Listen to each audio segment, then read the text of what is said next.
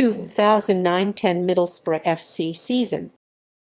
During 2009-10, Middlesbrough F.C. are competing in the Football League Championship following their relegation from the Premier League at the end of the 2008-9 season. They will also compete in the League Cup and the FA Cup. Despite relegation and pressure from fans, Chairman Steve Gibson backed Gareth Southgate to lead Middlesbrough back to the Premier League as manager. However, on 20 October, both Southgate and football consultant Alan Smith were relieved of their duties with immediate effect. With regular skipper Emanuel Pogatetz injured, Robert Huth was named captain at the start of the season. After Huth's departure, that honor fell to Gary O'Neill. Team kit and sponsors. Middlesbrough entered into a new shirt supply agreement with Adidas for this season. The new home shirt and goalkeepers kit was announced on 18 June 2009.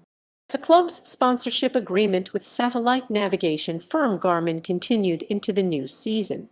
The new all-cyan away kit was not revealed until 13 August, the week after the season had kicked off. Transfers. Summer transfer window. Out-of-contract defender come midfielder Matthew Bates ended much transfer speculation, which linked him with moves to Premier League clubs by re-signing with Middlesbrough in a new 3-year deal. Middlesbrough's first signing of the summer saw in-demand winger Mark Yeats arrive from Colchester United for an undisclosed fee, reported to be worth an initial £500,000. When Ross Turnbull left for Chelsea after seeing out his contract, manager Gareth Southgate admitted he had yet to decide whether to promote academy graduate Jason Steele or whether to sign an experienced goalkeeper. On 6 July, the signing of experienced Welsh international keeper Danny Coyne was announced. The 35-year-old came on a free transfer from Tranmere Rovers, with the management stating that Coyne would compete with Brad Jones for the number 1 spot. After 8 seasons at the club and over 200 Middlesbrough appearances, academy graduate Stuart Downing joined Aston Villa for an initial £10 million, with a further £2 million dependent on appearances, despite the player being injured and several months away from full fitness. Downing had been expected to leave this summer after handing in a transfer request during the January transfer window, but his injury had cast doubt on a move. Mito reportedly sealed a season-long loan move to Egyptian side El Zamalek for a fee of £450,000, with a further £1 million possible, should they wish to make the move permanent at the end of the season. The move was confirmed and completed on 3 August. With Mito's loan move sealed, Middlesbrough were able to complete the signing of striker Leroy Lita, who signed a 3-year deal. Lita had been without a club since being released by Reading at the end of last season. On 17 August, Nathan Parrott went on loan to Darlington for 28 days. He made his professional debut against Crewe Alexandra the following day. Nearing the end of the transfer window, the number of departures started to increase, with captain Robert Huth and Tuncay both moving to Stoke City. Huth's move was confirmed on 27 August for a fee of £5 million, possibly rising to a Stoke record's £6 million. Tuncay's move was confirmed the following day, with Stoke paying £5 million for the Turkish player. Gareth Southgate said that, with Emanuel Pogatetz and Chris Regat still on Boro's books, a replacement for Huth would be promoted from within, but another striker would need to be brought in to replace Tuncay. Afonso Alves' move to Al Sadd was completed on 4 September, as the transfer window in Qatar remained open longer than in England. Keith Lamb later confirmed Middlesbrough received £7 for move. Between transfer windows. Being in the Championship, loan signings are permitted between the transfer windows. Middlesbrough's first such signing was defender Sean St. Ledger from Preston North End on a 3-month loan, with a view to a permanent transfer in January. A second loan signing, Hull City striker Caleb Fallon, joined Middlesbrough on a 3-month loan from 19 September. Fallon suffered an injury in training in October and only made 1 substitute appearance for the club, returning to Hull early, at the beginning of December. On 23 September, John Johnson was loaned out to Northampton Town for 1 month. On 30 October, they signed their third player on loan, Marcus Bent from Birmingham City, on loan for 2 months. On 5 November, Strachan brought in Aston Villa midfielder Isaiah Osborne on a 2-month deal. On 17 November 2009, Gordon Strachan signed his third player, Stoke City's Dave Kitson. Summary. In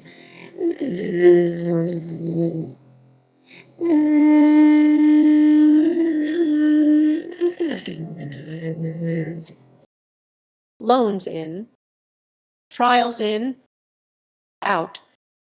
For departures of players out of contract at the end of 2008-9 see 2008-9 Middlesbrough F.C. season.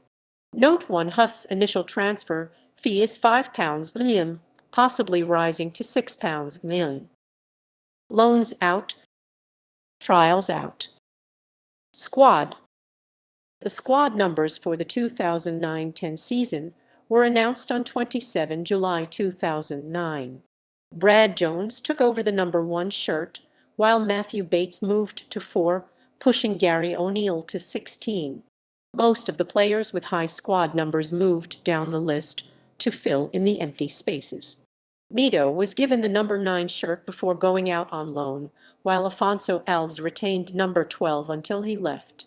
Due to the numerous players who transferred in and out or who came on loan, many squad numbers were used by more than one player throughout the season. Appearances and goals. Appearance and goal-scoring records for all the players who are in the Middlesbrough F.C. first-team squad during the 2009-10 season. Pre-season. Summary. An early disruption to the new season's planning was the failure of Afonso Alves and Mido to return for the start of pre-season training. Alves returned a few days later, but it took Mido 2 extra weeks. He was heavily fined by the club, and when he finally returned he had to catch up on missed fitness training and didn't tour with the rest of the team when they visited Scotland.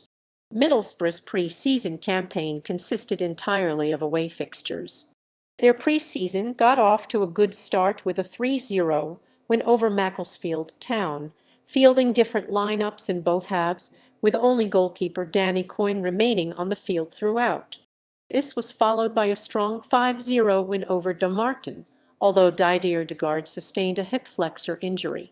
Borough were without recognised strikers for their friendly against Carlisle United, but continued their winning run with a 2-0 win. A friendly against Darlington was planned for 29 July but was cancelled at Darlington's request due to their long injury list. An alternative friendly against Oldham Athletic was swiftly arranged for the same night. In that game, Middlesbrough came from a goal down to lead 2-1, but let their lead slip and the game finished in a 2-2 draw. Their final game saw Middlesbrough again come from behind. Rhys Williams scored his 4th goal of pre-season to level the tie against Millwall. The game, which finished 1-1, was a benefit match for former Lions and Republic of Ireland striker Richard Sadlier. Results: win, draw, loss. Note: results are given with Middlesbrough score listed first. Man of the match is according to MSC Companiuk. Championship. Results summary. Results by match day. A match day. Win, draw, loss. Results: win, draw, loss. Note: results are given with Middlesbrough score listed first. Man of the match is according to MSC Companiuk. August. Middlesbrough kicked off the English football season with a televised Friday night game at home to last season's play-off finalists Sheffield United. With Brad Jones injured, Danny Coyne was handed his debut, along with Mark Eates, while pre-season top scorer Rhys Williams started the game in midfield. As was their problem last season, Middlesbrough struggled to create chances in front of goal. Eates and Adam Johnson were lively on the wings, but with a lack of physical presence up front, the home side were unable to score, even following the introduction of new boy Leroy Lita in the second half. The defense coped well to keep a clean sheet, as the game petered out to a 0-0 draw. A long trip to Swansea City brought a first away victory in the league since November and ended their club record run of 12 consecutive away defeats. With Didier Degard out injured for 2 to 3 weeks, Gary O'Neill, who delayed a hernia operation to play, lined up in midfield, while Lita was handed his first start up front. Adam Johnson scored Boro's first goal of the season when his cross-come shot slipped past Swansea goalkeeper Doris de Vries. Marvin Emnes got Middlesbrough's second, while substitute Tunkay, still expected to leave before the end of the month. The 3-0 win was their biggest away from home since August 2005. A second consecutive away win followed at Scunthorpe. Adam Johnson latched onto a fine ball from Gary O'Neill and lobbed it over the head of Scunthorpe goalkeeper Joe Murphy. Their second goal came in a frantic start to the second half. Rhys Williams was brought down in the box with just 2 minutes played, and the referee awarded a penalty. Murphy saved Johnson's spot kick, but Johnson got to the ball first and was subsequently brought down by the Scunthorpe keeper. A second penalty was awarded, and this time Johnson fired home.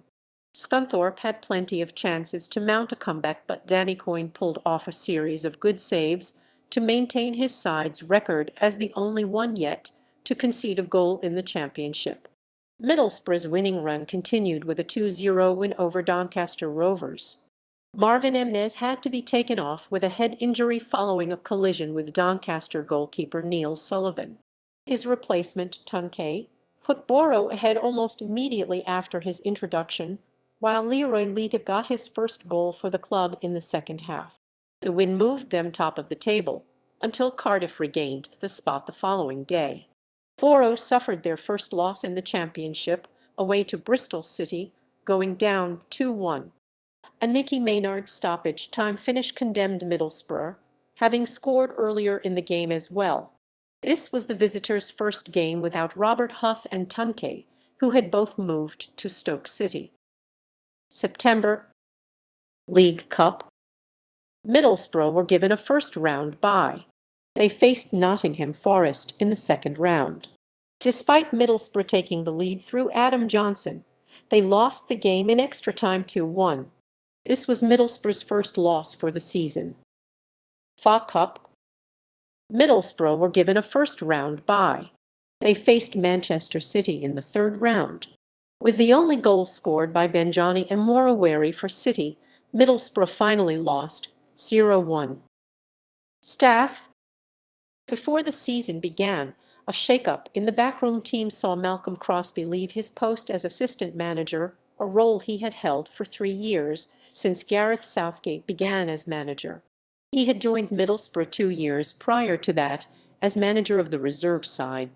Head of sports science Chris Barnes, sports psychologist Michael Caulfield, fitness coach Frank Nuttall, and masseuse Dave French also left the club as part of a restructuring of the backroom team. Gareth Southgate's former manager at Crystal Palace, Alan Smith, was brought in as a football consultant. Southgate and chairman Steve Gibson discussed the matter in detail before the appointment, which sees Smith take a behind-the-scenes role rather than being involved on the training pitch or in the dressing room. On 20 October, Gareth Southgate and Alan Smith were both relieved of their duties with immediate effect. On 3 May, the day after the final game of the season, Middlesbrough announced that first-team coach Colin Cooper, goalkeeping coach Stephen Pears, and reserve team coach Martin Scott had all been relieved of their duties, with Gordon Strachan planning changes for a promotion push next season. Other events. A special promotion on half-season cards was launched in early December, which offered fans who bought the tickets a chance to win a full refund if Middlesbrough won their first 4 championship games after Christmas.